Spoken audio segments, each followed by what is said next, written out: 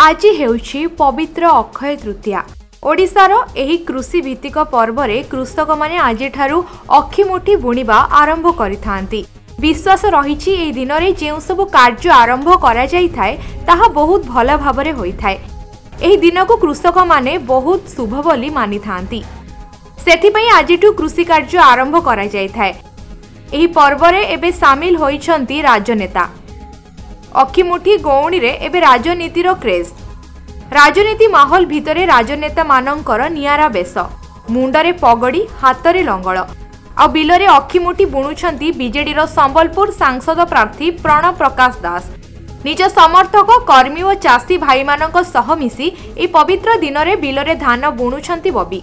तेबे एनेई कोन कहिछंती बबी टिके सुनि नियंतु।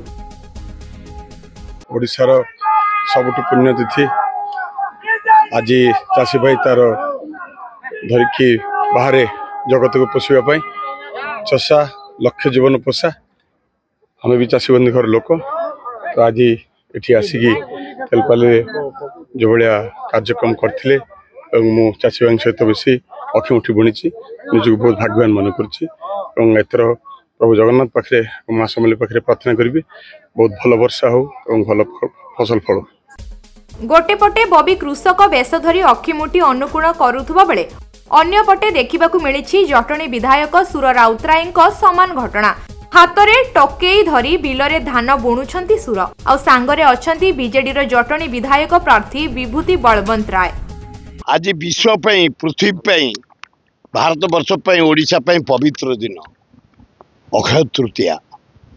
आज चाषी भारत वर्ष 80 भाग ओडिशा 80 भाग चाषी आज धान बुणा आरंभ करती मुठी चाउल बुणा जाए। आज हूँ जगन्नाथ रथ तैयारी हो विश्व रथ। तेबे निर्वाचनी माहौल भितरे नेता मानंकर एपरी प्रयास भोटर मानंकु केते आकृष्ट करि पारुछि ताहा देखिबाकू बाकी रहिला।